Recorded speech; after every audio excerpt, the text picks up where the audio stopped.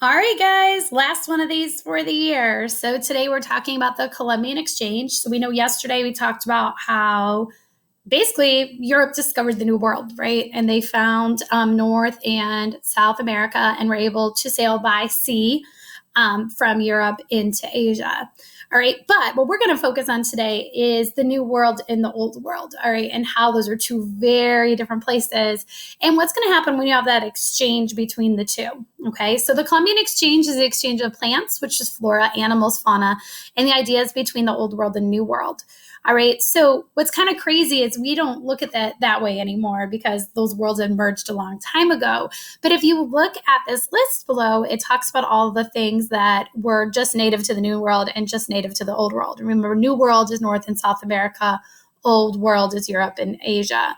All right, most of these crops from the New World were grown on plantations or large farms used to grow an abundance of crops. So that's this up here. All right, so New World beans, cocoa, maize, peanuts, pineapple, potatoes, pumpkin, squash, sweet potatoes, tobacco, tomatoes, and turkeys were all native to the New World. So if you're a European and you set foot in North America, you would find all these things that you had never seen before. So it's kind of crazy. Old World, what you would have brought with you were things like bananas, cattle, chicken, citrus fruits, coffee beans, horses, onions, peaches, pigs, sugarcane, wheat, and olives. When I teach this in person, I always say, all right, how we always start this is, what's your favorite meal? All right. And I want you to think about all the ingredients that go into that meal. So if I'm thinking pizza, which is my favorite, could I make everything? Could I actually make it with just New World and Old World goods? And the answer is no. All right. Because you need the wheat for the crust. You need tomatoes for the sauce. You need cattle for the cheese. You need, you couldn't. All right. I like onions on my pizza. So I couldn't make a pizza in just Old World or New World. You need that combination of the two. All right. So if we look at, it's not just, remember it says up here that the Columbian Exchange is the exchange of plants, animals, and ideas between the Old World and the New World. All right. So if we look here, the Europeans brought with them pathogens or infectious agents, which we talked about yesterday. That includes smallpox, measles, whooping cough, influenza, diphtheria. Native Americans had never been exposed to any of these, and they had no natural immunity like our bodies have built up, or vaccines that could fight these communicable diseases. So they wiped out entire villages. In return, the Native Americans introduced Europeans to canoes, snowshoes, moccasins, and hammocks. All right, so before someone would take a journey from the Old World to the New World, they had to think about the risks, all right, and the benefits. All right, and this is called a cost-benefit analysis. All right, it's a technique for deciding whether an action should be taken by comparing its benefits to its costs. So we do this all the time naturally. We say, okay, we're not going to do our homework. What are the costs? Well, my grade will drop. I won't get the knowledge I need, and I won't do well on my test. Benefits, I have extra time to play video games, watch Netflix, do anything else other than homework. And we do this naturally in our heads all the time. But you really had to think about it when you're trying to take a journey, across unknown seas into a land we don't know that much about. So the objective here is, should you travel by boat to India to get spices to trade? What are the costs, right? And what are the benefits? All right, so if you look below here, it says costs are things like supplies, food, rope, etc. Ships, you need multiple boats. You need travel materials, food for your crew. You need to pay your crew because no one's going to, risk their life at sea for nothing. You could die. You could get disease. You could get shipwrecked. You could get captured by pirates. There's lots of things that could go wrong. You're going to need weapons. And then there's that failure piece. What if you get all the way to India and you're unable to attain the spices and you made this big, long, crazy journey and you have nothing to show for it? What are the benefits? Many, right? You got to make it rain. Fame, you could become famous. You get new land, new allies, new goods. All right. So when you look at it, is it worth it? All right. Costs versus the benefits. All right. So that cost benefit analysis. All right, obviously, this is a new time with both these worlds colliding. We're going to have what's called mercantilism, which is a system in which a government controls all economic activity in a country and its colonies to make the government stronger and more wealthy. This is going to be the main economic policy between 15 and 1800.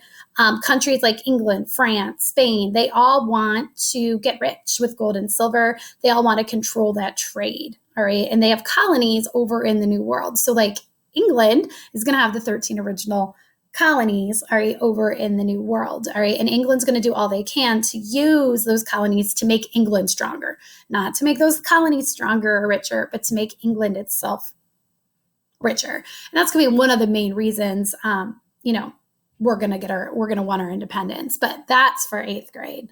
All right. So, new trade patterns are going to emerge. You have the New World is going to produce all these raw materials, because think of all the open land that the New World has. All right. Old World is going to make the manufactured goods. So if I am growing, say, cotton, all right, in the New World, I am not allowed to turn that cotton into yarn and make a shirt.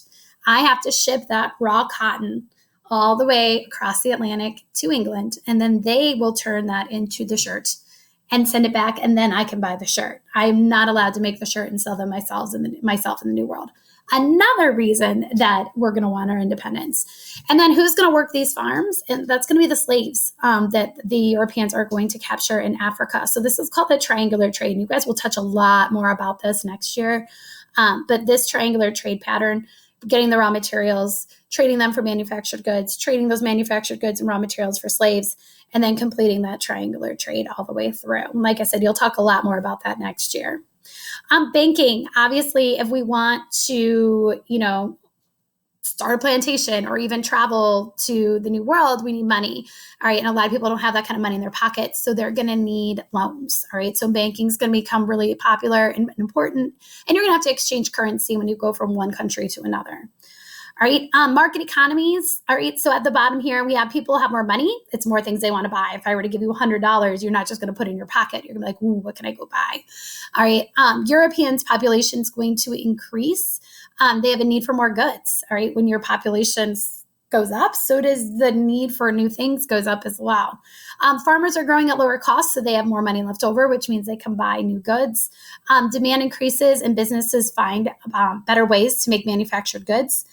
Beginning of capitalism, we live in a capitalist society. It's an economic system in which individuals and private businesses run most industries. That's why things like Apple, Google, all those places can exist. Private people run them. The government can regulate them, but private people own and operate them. All right. And that is capitalism. So you come up with that $1 million idea, that's your $1 million. Competition determines how much goods will cost. Remember, we did the triangle or the shape game when we were in Greece. Competition, right? You want multiple places to buy cars, to buy gas, to buy groceries, because competition is going to drive your prices down, all right? And you want to drive prices down if you're a consumer. Market economy, individuals decide what goods and services they'll buy and sell.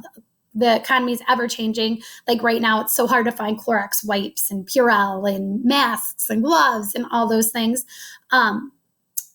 But the consumers decide that, all right? Where right now, not many people are, fighting for, remember silly bands back when you were younger? All right, but we decide what is popular and what isn't and what we want. Some countries are going to have what's called a monopoly or exclusive control on a goods or service. So that would be like if there were only ever Giant Eagles, all right? There was no Sam's Club, there was no Aldi's, there was no Mustard Seed, there was no Piggly Wiggly's, there was no Kroger.